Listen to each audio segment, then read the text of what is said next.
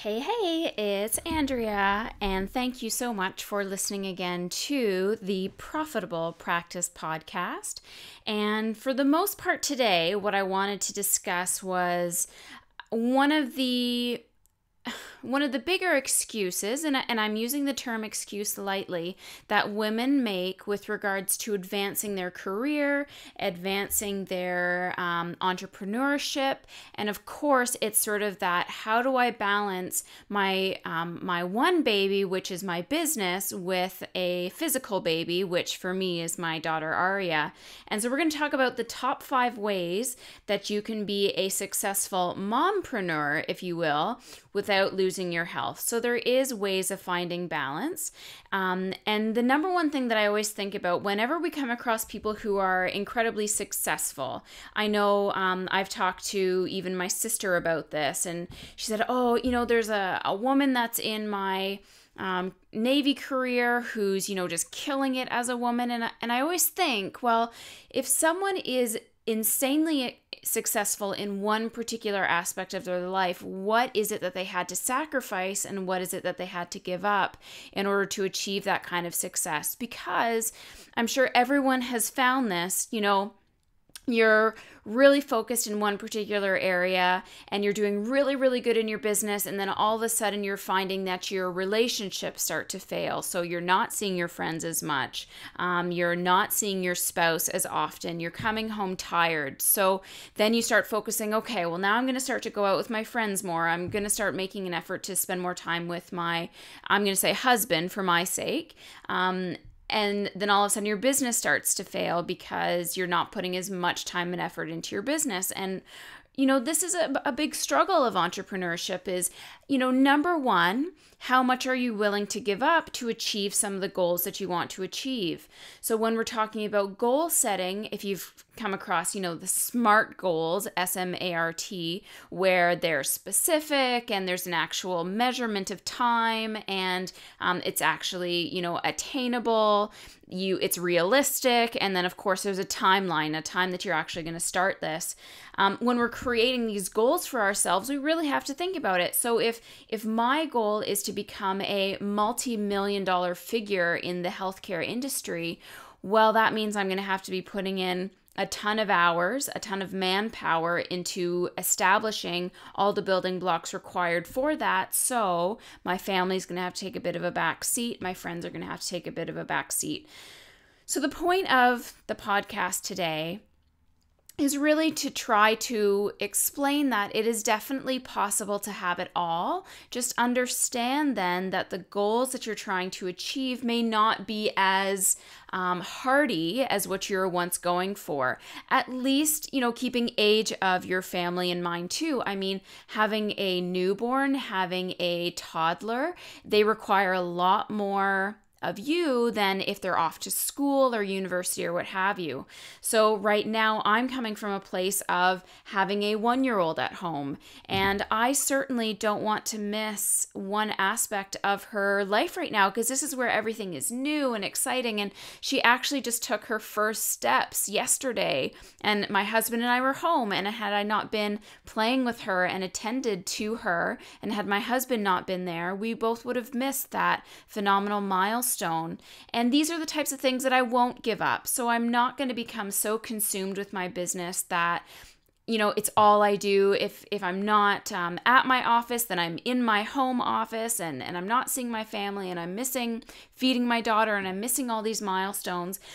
What I will say, though, is I didn't always have a husband. I didn't always have a daughter. And when I graduated from the naturopathic college, it was 2011. I was single. It was just me. And I just got, shit done. I really wanted to. I had that mindset of, when I wake up, the ground shakes beneath me and the devil knows that I'm awake sort of thing. So I really wanted to have that kind of like, while I have the time, while I am single, while it's just about me, I am going to go, go, go. And I'm going to see as many patients as I possibly can. I'm going to learn as much as I possibly can, go to as many seminars as I possibly can, so that when my family does come, everything's kind of established and I feel that I don't need to work nearly as hard. So if you're listening to this podcast and you're in that phase where you don't have the extra responsibilities of a family and a spouse, or maybe even just a house, because at the time I was living out of my parents' place when I first graduated from the college. So I didn't have a lot of those extra expenses, which now, of course, I do. And let me tell you, being an adult, as great as it seems when you're younger, is not so fun when you start having to actually do a lot of these adult things like pay bills and pay a mortgage and all these things that I kind of wish, looking at how Aria's life is, I really wish I'd taken advantage of being a toddler again and having people cater to me. Basically, I feel like I'm her personal assistant, and I'm doing a very good job, let me tell you. But anyways, complete digression there. I don't even remember where I was going. Anyways, so with regards to where you're at, if you don't have these responsibilities, I really do hope that you take advantage of this time. Don't go on vacation because you haven't earned it yet. Go on your vacations later when your business is kind of running itself and you have a bit of extra money in your pocket. This whole idea of travel while you're young and travel before the kids come, I think is kind of an insane way to think about things, because you're just going to get yourself further into debt depending on what you did with your schooling. I know a lot of us had to take out loans to pay for school. So for you to feel that you've earned a vacation, I don't necessarily think that that's quite true, especially in the beginning.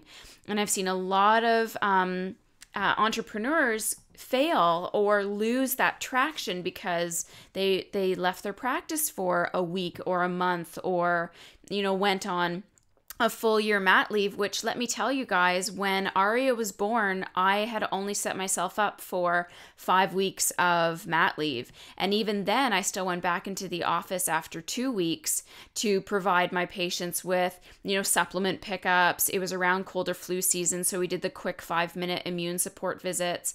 And that was after 2 weeks of giving birth to Aria. And then I was back into it part-time, but because I had established such a great rapport and because I had established such a great number of active patients, my part-time hours still gave me the same amount of money as my full-time hours did, because I just compacted it. So these are the types of things that, as women entrepreneurs, you really have to be thinking ahead for, and understand that we don't have a lot of the luxuries, quote unquote, now this isn't always the case, that men do, because we have to be there for our children, especially if you're breastfeeding, and, all those things require the woman to be there, not necessarily the man. So without further ado, let's go through again the top 5 ways to be there we go. The top five ways to be a successful mompreneur without losing your health, and how you can balance all of your full-time jobs and your health at the same time. And what I mean by that is, running a business is a full-time job. Being a mom is a full-time job. Being a wife is a full-time job. So you have to keep this in mind, that your health is going to suffer very quickly. And as naturopathic doctors or healthcare practitioners, that 70 to 90% of the reason why people are coming to see you in your office is because of a stress related reason. So, as I said, when I graduated from the naturopathic college, I knew I wanted to bust my ass and build a practice before my family started. And in that time, so in the I guess it was 3 years before Aria came, I had established 2 successful practices. I had created my own brand, the Maxim movement, and then developed my 4-tiered approach to establishing health in my patients. Now, let me tell you that this happened literally in 1 year. And that year, I think when I launched it was 2013. That was sort of my big transition year. So this did not happen overnight. This was not something that I created as soon as I got out of the college. I knew exactly what I was going to do.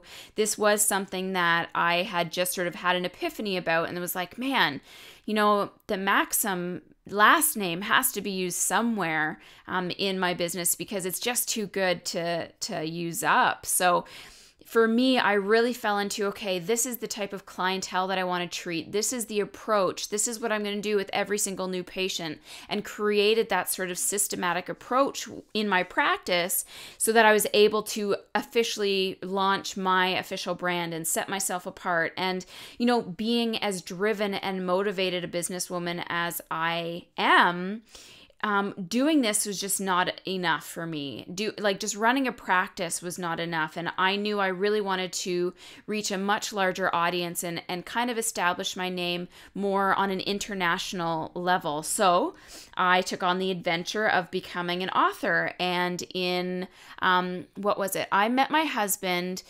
July 10th of 2013, and it was literally 5 days later that I had signed up with my publisher, Black Card Books, and got the writing process going. And it was a year later that I officially launched Maximized Health, a new intelligence system for optimal digestion and hormones. And while I say publisher, it's basically a self-publishing company. So they gave you the tools, they gave you the outline, they gave you the timeline, they gave you everything you needed, but I had to sit down and do the writing. And literally for 3 months, because I had to put the investment up front. And as I said in a previous podcast, often money is a really great motivator for us to get going. And by having that investment already set in stone, I knew, okay, if I'm going to invest this money, I really got to make something happen here. So I sat down, and it was, if I wasn't in the practice, I was in front of my laptop writing. And again, the book came easily to me because I figured out early on exactly how I wanted to run my practice. So this became literally like my firstborn child, the book. And it was during this writing and creative process that we became pregnant with Aria. So thank goodness I took action when I did. Otherwise, I don't think Maximized Health would be anything but a manuscript on my computer and probably only half written. So, it just goes to show you that when these opportunities arise, you do need to take action on them because it's so important. So now I have this book, I have my 2 practices, I have my baby, and now I have this whole new body and this whole new healthcare regime that I need to start establishing. So the real question was, how do you do all of this at the same time? And the one thing that I always encourage to my patients, as I do the people that I sort of mentor through business, is I am not expecting perfection from anyone. I'm not expecting, okay, yeah, you've got the motivation now. I'm expecting you to follow every single timeline and do everything perfectly and not make any mistakes. And if your kids want something, you just put them on the back burner. Life just doesn't work that way. And especially when you have an infant, as parents know, your routine dramatically changes. Your goals in life dramatically change. What you had established prior to that infant being born is not going to be the same. It took a couple of months for me to really understand where I fit into that. I was still at my practice, as I said, after 5 weeks. And, I was seeing patients part-time and then coming home. And I just want you to understand that it was an incredible struggle for me. It was incredibly difficult because I wanted to be that mom for her, but I also didn't want to give up my identity as an entrepreneur. That was something that I made a promise to myself very early on, that just because I'm now a mom does not mean that I am only a mom, that I have to stay home with my child and I have to be there for everything. I really went to my family. I had my husband very much involved in feeding her and helping raise her, and she would go to my parents' place a couple times a week. And by giving myself that opportunity to step away and get back into the business, really for me helped me establish that sense of self. It helped me keep myself balanced. And this may not be what everybody is kind of working from. This is just my personal experience. And I would love to hear your experiences where some women are just, built to be moms. That's what they do. And that is a phenomenal thing. I'm not built to be a mom. But Aria kind of fell into our lap. And my goodness, I'm so in awe of her. And I can't believe how much she has brought value to my life, but running a business was what I started with, and running a business and being a successful entrepreneur has always been and will be my, number one goal. So when we're talking about sort of managing the stressors that can come with this is really the number one thing that you have to do, is you really do have to kind of stick it to stress and make sure that when you need to just take a step back and you need to relax and just spend time with your family, you do that. And you don't allow the guilt to creep in that says, oh, well, if I'm spending time with my family, I'm not doing well by my patients, and I'm not doing this and I'm not doing that. You do have to start letting that go. And one of my favorite quotes that I started saying to myself, or mantra, if you will, and this was back at the naturopathic college, was F it, screw it. You know what? It'll always be there. I've never not, that's a bad grammar thing. I have yet to not achieve what I've wanted to achieve. Whether it happened a year later, that's fine. It happened a year later, but I had to become comfortable with that when you're balancing a family. So always make sure that you're following how your body is coping with the stressors that you're going through, and understand that perfection is just such an awful word for us to be looking for, to be the perfect mom, to be the perfect business owner, and understand that it's actually more real for you to be imperfect and to make mistakes and not, take one part of your life and really focus on that and not focus on the other part. If you need to sleep 10 hours a day, do that. And I will always be in bed by 10:30 and wake up around 7. Like, I'm always usually getting 9 to 10 hours of sleep. And that for me really works. That allows me to go throughout my day without dragging my feet, without feeling awful, without being 100% present. And if you need to have a sweet treat every once in a while to survive your stressors, then do that. Don't be afraid to ask people for help. Don't be afraid to tell people that you're struggling and need a break. And it's really amazing it's really amazing what comes out of the woodwork when you start being honest and you start telling people about your struggles. We had a miscarriage, and it was interesting how as soon as I told people, we miscarried, the baby was, we think 5.5 to 6 weeks. And then, nature just stepped in, and all of a sudden, all these people started telling me, oh my goodness, I had a miscarriage, or I had multiple miscarriages in between each of my children. And people just don't like to talk about the struggles. They don't like to talk about the negativity. And that's why, again, this podcast was so important for me to do, was to let you guys know that it's okay to be vulnerable. It's okay to feel stressed. It's okay to want to walk away, but it's acknowledging it. That's the most important thing. Number 2 is that any movement is good movement. So we always think about, it has to be exercise. It has to be going to the gym. It has to be going to a workout class.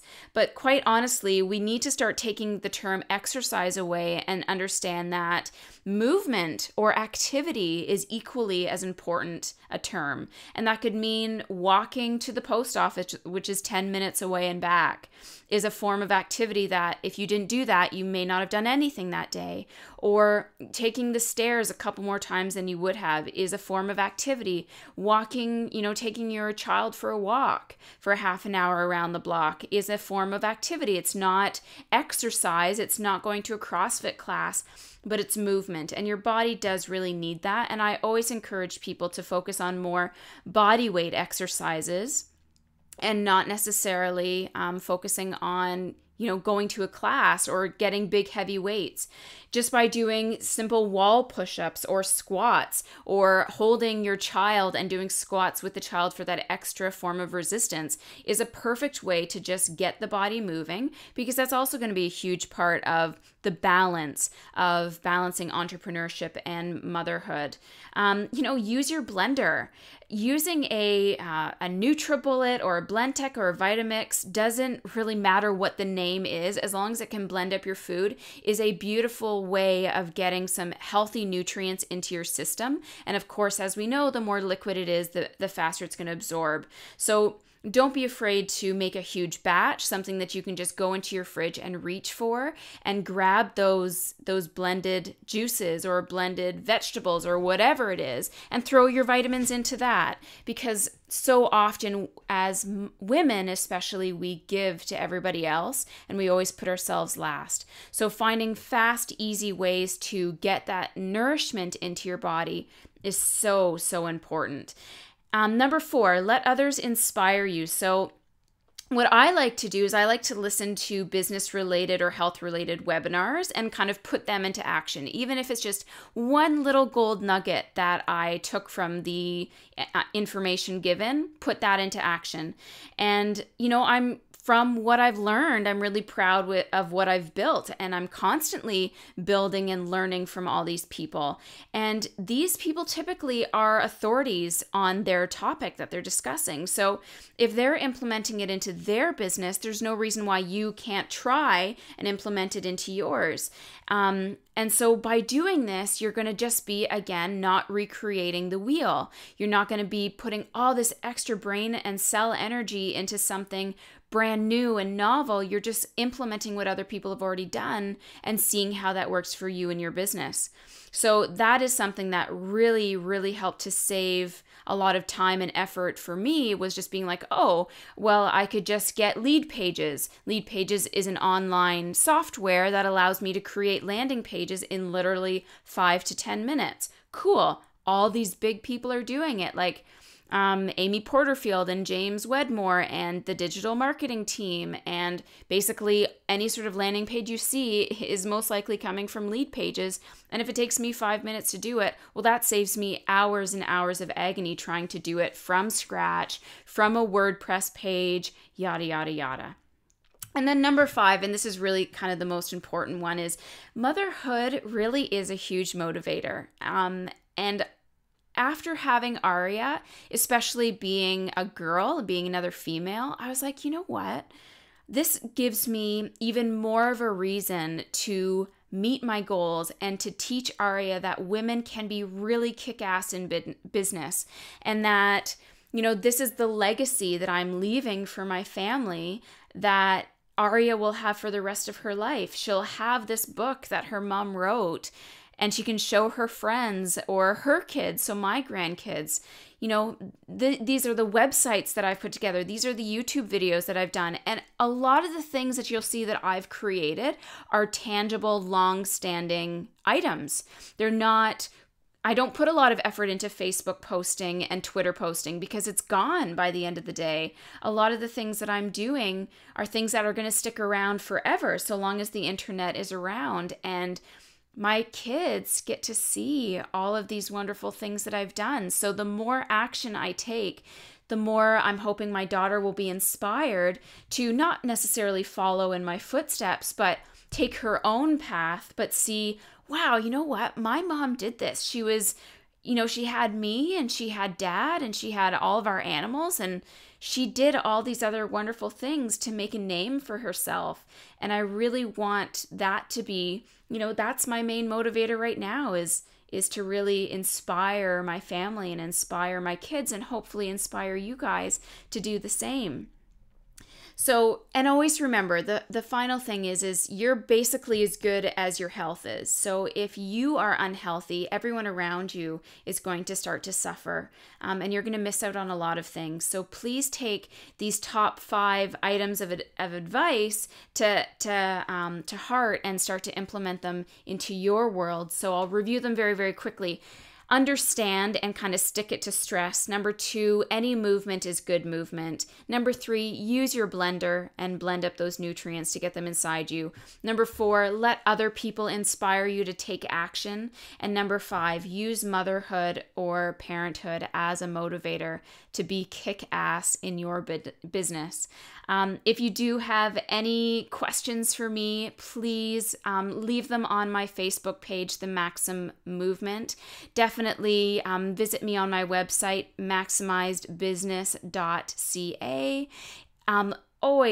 always subscribe to my podcast and leave reviews, and definitely tell other people to do the same. And if you do have a topic that you'd like me to cover, I'd also like to hear from you, because my podcast is really only as good as what you get out of it. So this is Andrea from the Profitable Practice Podcast, and have a great afternoon. I'm out.